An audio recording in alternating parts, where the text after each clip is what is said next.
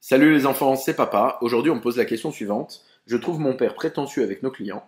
Tu crois qu'il a raison ou faut être plus relax? Il me manque un truc pour te répondre, c'est le contexte. Donc je ne peux pas te parler de l'attitude de ton père par rapport à vos clients puisque je ne l'ai pas vu.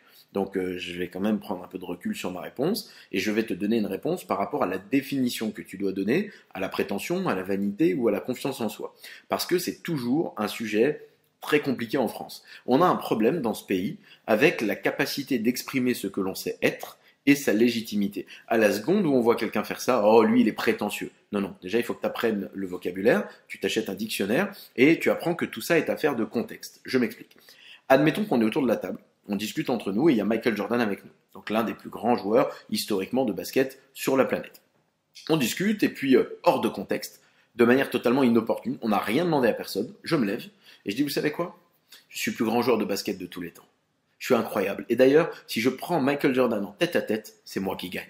Évidemment que là, je suis en train d'être prétentieux. Pourquoi? Parce que je prétends être quelque chose que tout le monde sait que je ne suis pas. Je fais 1m70, on a des meneurs au basket qui font cette taille-là, c'est ok, mais pas qui en tête à tête peuvent, en 1 contre 1, battre Michael Jordan. C'est complètement utopique. Donc tout le monde sait que c'est faux. Donc je suis en train de prétendre, dans l'exemple, être quelque chose que je ne peux pas être et que tout le monde sait que je ne suis pas. L'expression ultime de la prétention, c'est la mythomanie et c'est quelque chose que personne ne peut supporter socialement. Donc, je pense qu'on va isoler ce point-là, peut-être on y reviendra, mais je pense pas que ton père soit là-dedans puisque tu me parles d'un contexte avec des clients. On va parler du contexte justement. Deuxième situation, on discute de tout et de rien, et puis, je sais pas, on est en train de parler de musique, d'art, de nourriture, peu importe, de ce qu'on est en train de manger, et Michael Jordan se lève et nous dit, vous savez quoi? Je vous rappelle quand même que je suis le plus grand joueur de basket de tous les temps. Moi, je suis un mec incroyable sur un terrain. Bah là, en fait, on le sait, tu vois, assieds-toi, qu'est-ce que tu fais là? Bah là, il est en train d'être vaniteux. C'est ça la vanité. C'est-à-dire que dans une situation complètement inopportune, non contextuelle, on parle pas de basket, il se lève et d'un seul coup, il nous rappelle à tous qu'il est génial. On le sait, bordel. Donc assieds-toi, arrête de nous emmerder. Et les gens vaniteux sont agaçants. Souvent, c'est des gens qui manquent de confiance en eux. Donc quand ils sentent qu'une situation leur échappe ou qu'ils n'ont pas c'est l'ego masculin est particulier par rapport à ça, encore une fois c'est très masculin, ce besoin d'être un peu omniprésent et d'exister dans une conversation.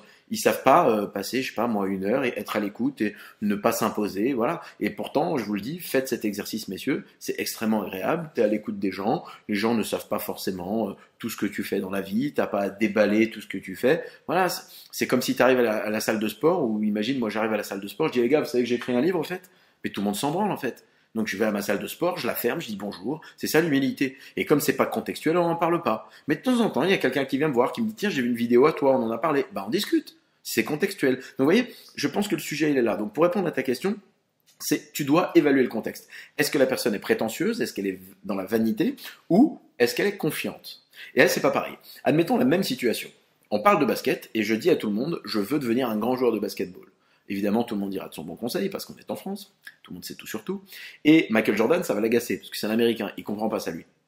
C'est certain, dans sa culture, il peut pas comprendre que tu connais pas le sujet, pourquoi tu parles, tu vois. Donc ça va le gonfler. Et à un moment donné, il va dire attends 2 minutes, je me permets, en toute humilité, mais c'est important. J'ai quand même une historique. J'ai gagné des championnats de NBA, championnat du monde. Je suis historiquement à peu près l'un des joueurs les plus connus et ayant eu le plus de succès dans le basket au monde. Alors, je vais me permettre de vous corriger. Non, il faut que tu t'entraînes avec une balle de tennis pour la stabilité. Il va falloir que tu fasses des dunks comme ça, comme ci, comme ça. Et il va me donner des conseils. Ce qu'il a fait en amont, a priori de son explication, c'est exprimer la confiance qu'il a en lui et sa légitimité pour donner du crédit à ce qu'il s'apprête à me dire afin qu'on l'écoute. Et ça n'a rien de mal. En France, on a un problème avec ça, mais ça n'a rien de mal. Si jamais ton père est en face d'un client, et c'est important maintenant, je vais ramener à ton père, et que soudainement, parce que je sais que vous êtes dans le bâtiment, c'est pas mon métier et j'ai jamais vu faire, donc je peux pas te dire, tu vois. Mais je sais pas, soudainement, il dit à vos clients, vous savez, nos panneaux photovoltaïques, ils peuvent alimenter une usine. Non, en fait, c'est pas vrai. Donc là, tu es en train de mentir.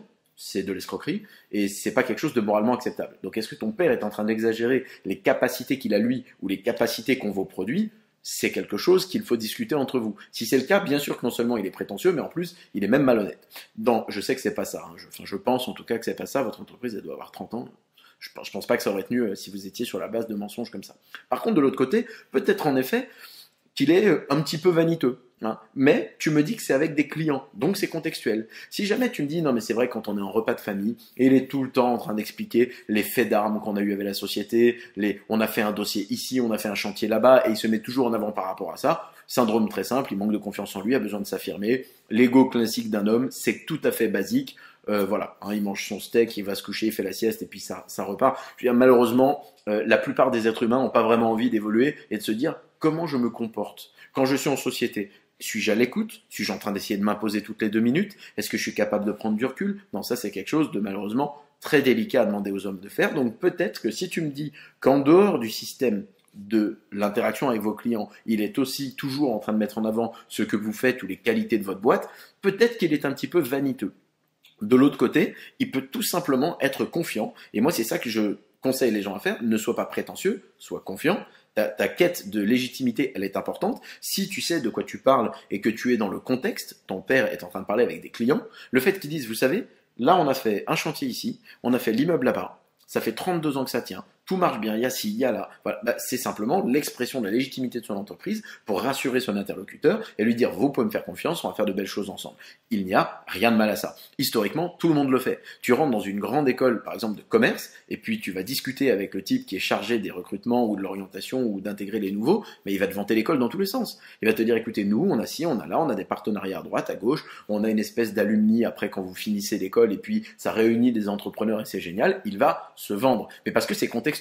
Encore une fois, tout dépend du contexte. Donc je te demande de l'analyser et pour les personnes qui viennent d'écouter cette vidéo, appliquez ça à n'importe quoi dans la vie. Hein, arrêtez de « oh, il est prétentieux ». Non, non.